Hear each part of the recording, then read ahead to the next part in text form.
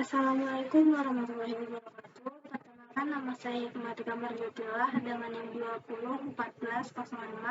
2014050096. Baiklah, di sini saya akan membacakan pula surah At-Taubah ayat 60 dan 130. Bismillahirrahmanirrahim. Innamas shadaqatu lil fuqara'i wal masakini wal amili 'alaihi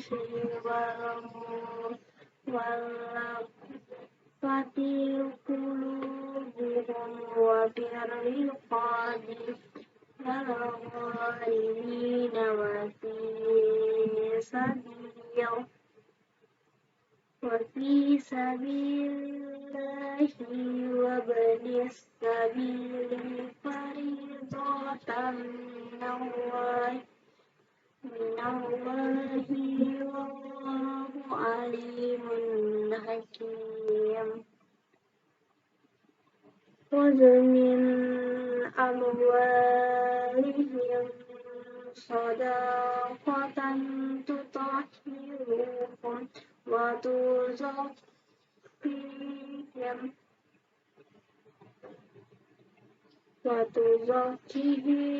بها وصل عليهم إن صلاتك سكن لهم والله سميع عليم. Sadaqallahul azim. Artinya pada Quran surah At-Taubah ayat 60 yang artinya sesungguhnya zakat itu hanyalah untuk orang-orang yang fakir, orang-orang miskin, para amil zakat, orang-orang yang dilunakan hatinya mu'alaf, untuk memerdekakan para hamba sahaya, untuk membebaskan orang-orang yang berutang, untuk jalan Allah, untuk orang-orang yang sedang dalam perjalanan, yang memerlukan pertolongan, sebagai kewajiban dari Allah. Allah Maha mengetahui lagi Maha bijaksana. Yang tafsirannya, sesungguhnya zakat-zakat itu hanyalah untuk orang-orang fakir, orang-orang miskin, pengurus-pengurus zakat, para mu'alaf yang dibujuk hatinya untuk memerdekakan budak, orang-orang yang berutang untuk jalan Allah, dan orang-orang yang sedang dalam perjalanan, sebagai sesuatu ketetapan yang diwajibkan Allah. Dan Allah Maha mengetahui lagi Maha bijaksana. Setelah Allah menyebutkan bantahan orang-orang munafik yang bodoh kepada Nabi Shallallahu Alaihi Wasallam serta celaan mereka kepada Nabi Shallallahu Alaihi Wasallam dalam pembagian harta zakat, maka Allah menjelaskan bahwa Dialah yang membagikannya dan Dialah yang menjelaskan hukumnya serta mengatur urusannya. Dia tidak akan menyerahkan hal tersebut kepada siapapun, maka Allah membagi-bagikannya di antara mereka. Dan telah disebutkan di dalam ayat ini. Imam Abu Dawud di dalam kitab Sunnahnya telah meriwayatkan melalui hadis Abdurrahman ibnu Ziyad ibnu An'am yang berpredikat agak dhaif, dan Ziyad ibnu Naim dari Ziyad ibnu Haris As-Sadai yang menceritakan bahwa ia datang kepada Nabi Shallallahu Alaihi Wasallam, lalu ia berbait mengucap janji setia kepadanya. Kemudian datanglah seseorang lelaki, dan lelaki itu berkata kepada Nabi Shallallahu Alaihi Wasallam, berilah saya sebagian dari zakat itu. Maka Nabi Shallallahu Alaihi Wasallam bersabda kepadanya, sesungguhnya Allah tidak rela kepada keputusan seorang nabi pun, tidak pula orang lain dalam masalah zakat-zakat itu, melainkan diri sendirilah yang memutuskannya. Maka dia membagi-bagikannya ke 8 golongan. Jika engkau termasuk di antara 8 golongan itu, maka aku akan memberimu. Para ulama berselisih pendapat sehubung dengan 8 golongan ini.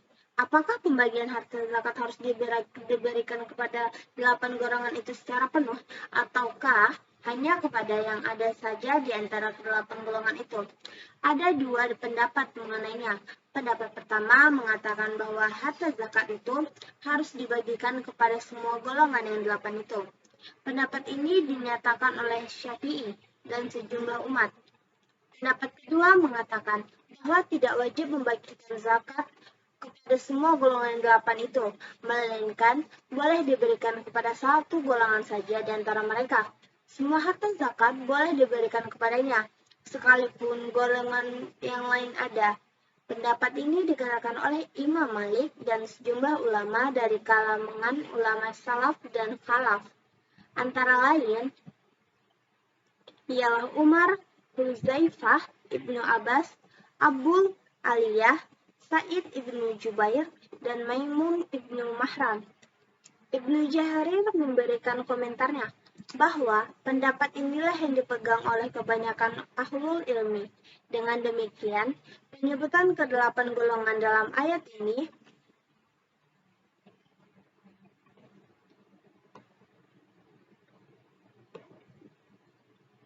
bukan wajib memenuhi semuanya. Untuk keterangan lebih lanjut mengenai alasan dan dalil masing-masing kedua golongan tersebut. Sesungguhnya kaum fakir miskin disebutkan lebih dahulu dalam ayat ini daripada golongan yang lain, karena mereka lebih memerlukannya ketimbang golongan lain. Menurut pendapat yang terkenal juga mengingat hajat dan keperluan mereka yang sangat mendesak. Menurut Imam Abu Hanifah, orang miskin lebih buruk keadaannya daripada orang fakir. Pendapat ini seirama dengan apa yang dikatakan oleh Imam Ahmad. Ibnu Jarir mengatakan telah menceritakan kepadaku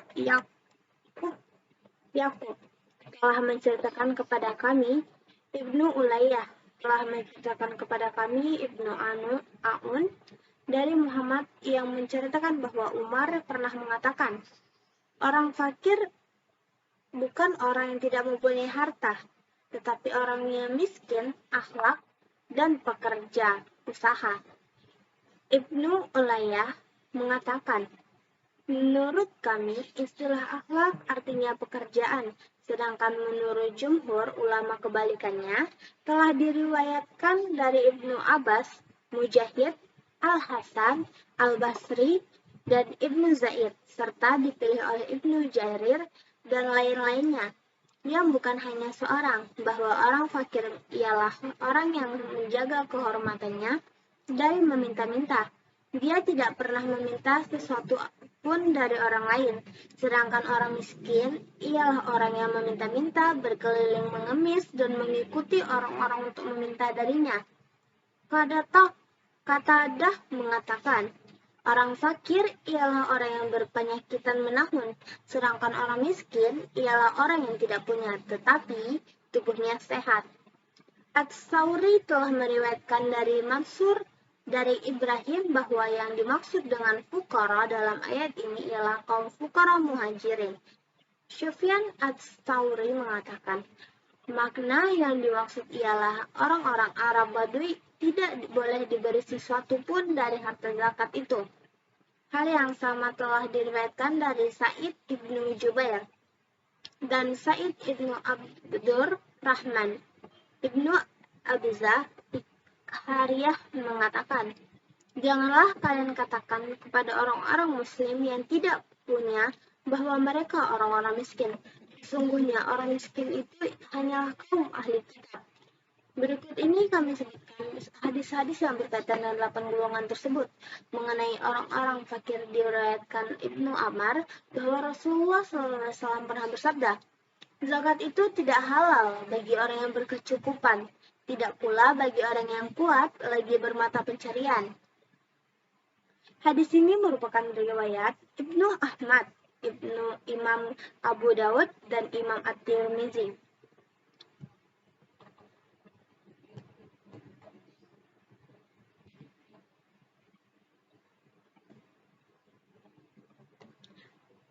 Adapun orang-orang yang menjadi pengurus zakat atau amilin, maka mereka adalah orang-orang yang ditugaskan menagih zakat dan mengumpulkannya.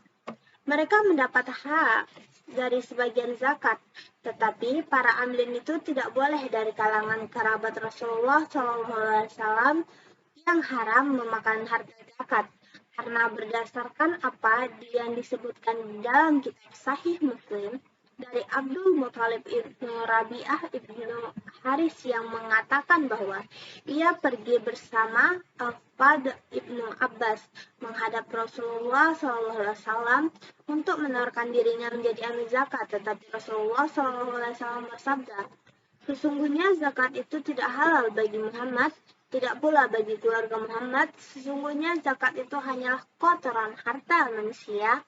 Adapun mengenai mu'alaf qulubum dan orang-orang dijinakan hatinya untuk masuk Islam, mereka terdiri atas berbagai golongan. Lalu ada Quran surah Al-Taubah ayat 103 yang artinya, ambillah zakat dari harta mereka guna menyucikan dan membersihkan mereka. Doakanlah mereka, karena sesungguhnya doamu adalah ketentraman bagi mereka. Allah Maha mendengar lagi Maha mengetahui.